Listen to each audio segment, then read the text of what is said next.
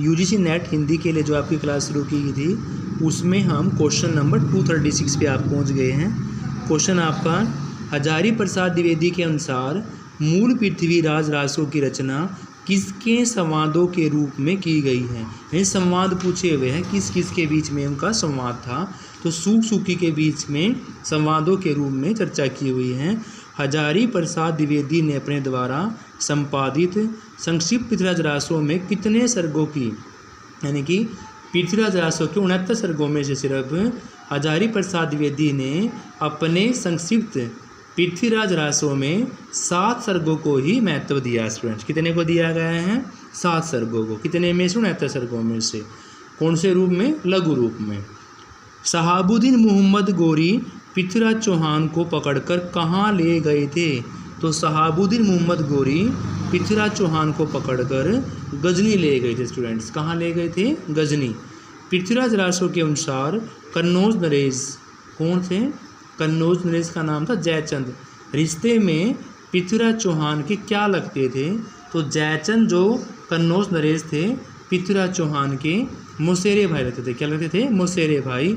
जैन कादंबरी के अंतिम शख्सों को बाणपुत्र ने पूरा किया, वैसे ही पृथ्वीराज रासों की चंद्रबरदाई के पुत्र ने पूरा किया। तो चंद के पुत्र का नाम पूछा हुआ है। चंद के पुत्र का नाम था स्टूडेंट जल्लन। किस देवी ने इष्ट चंद्रबरदाई अदृश्य काव्य रचना करने में सक्षम थे? तो वो थे आपके जलंधरी देवी। कौन थे स्टूडेंट्स? जलंधरी देवी। मध्य युग के किस प्रसिद्ध भक्त कवि को चंद्रबरदाई की वंश परंपरा में माना गया है? चंद्रबरदाई की वंश परंपरा में माना गया आपका सूरदास। क्या माना गया है? सूरदास माने गए हैं। रामचंद्र शुक्ल की चंद्रबरदाई के वंशज जिस व्यक्ति से चंद्रबरदाई का वंश वृक्ष प्राप्त प्रस्तुत किया गया उसी का नाम पूछा हुआ है। तो उनका नाम था स्टूडेंट्स नानू राम भाट। क्या था? नानू राम भाट। हम्बीर रासों के कथनायक कौन थे? तो हम्बीर रासों के कथनायक का नाम था स्टूडेंट्स रणथंभौर के हम्बीर देव। क्या था? रणथंभौर के हम्बीर देव था स्टूडेंट्स। हम्बीर रासों एक अनुपलब्ध ग्रंथ है, परंतु एक ग्रंथ में मिले इसके 8 छंदों के आधार पर रामचंद्र शुक्ल ने ग्रंथ की कल्पना की। उस ग्रंथ जिसमें 8 छंद मिलते हैं तो उसका नाम पूछा हुआ है। जिसमें 8 छंद मिलते हैं उसका नाम है स्टूडेंट्स आपका प्राकृत पेंगलम। क्या है? प्राकृत पेंगलम स्टूडेंट्स। नेक्स्ट है आपका राहुल सांकृत्यायन ने प्राकृत पेंगलम के 8 छंदों के आधार पर हम्बीर रासों का रचयिता उसे बताया है जिसका नाम इन 8 छंदों में 2 बार आया है। यानी 8 छंदों में 2 बार आया है, उसका नाम पूछा हुआ है। तो उसका नाम है जजलल। हम्बीर देव 1957 ईस्वी में किसकी चढ़ाई में दिवंगत हुए थे? यानी कि किन की चढ़ाई करने के बाद वो दिवंगत हुए थे? कौन हुए थे? हम्बीर देव। कब हुए थे? 1957 में। तो उनका नाम था अलाउद्दीन।